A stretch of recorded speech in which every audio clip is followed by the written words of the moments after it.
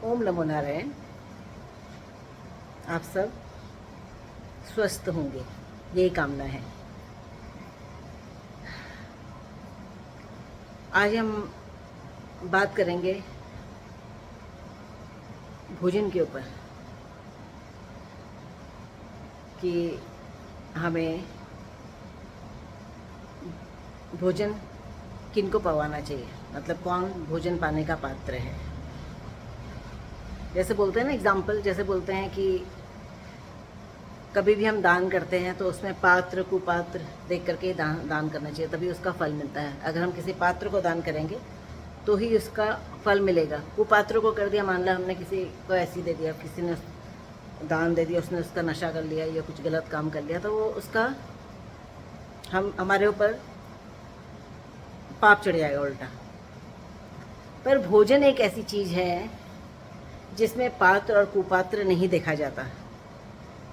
भोजन का अधिकारी हर कोई है, पात्र भी और अपात्र भी।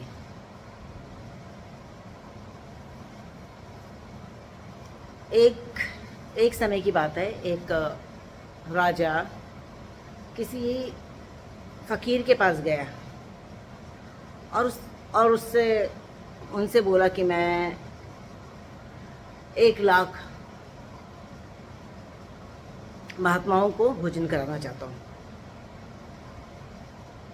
तो उस महात्मा ने कहा, उस संत महात्मा ने कहा कि ठीक है, और उसको एक छोटी सी घंटी दे दी राजा को, और बोला कि जैसे ही आपका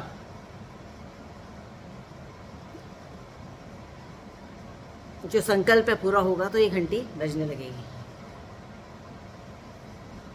तो राजा लेकर के अपने राज्य में आया, और जैसा कि उसने संकल्प लिया था कि वो 1,00,000 महात्मा को भोजन पवाएगा, भंडारे लगवाएगा, कराता गया।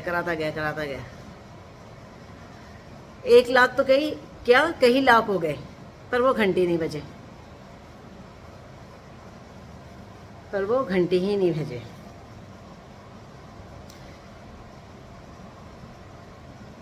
पर एक बार सुखदेव जी उस राजन के यहाँ आए, और उन्होंने भोजन में सिर्फ थोड़ा सा भात और मांड यही पाया। जैसे ही उन्होंने ये पाया वैसे ही घंटी बजने लगी। तो जो ब्रह्मनिष्ठ महात्मा होते हैं, अगर वो कुछ पा लेते हैं तो उससे ही पूरा जगत संतुष्ट हो जाता है, तृप्त हो जाता है। तो ये है भोजन का वो महत्व। और भोजन अन्नदान जिसे बोलते हैं, अन्न और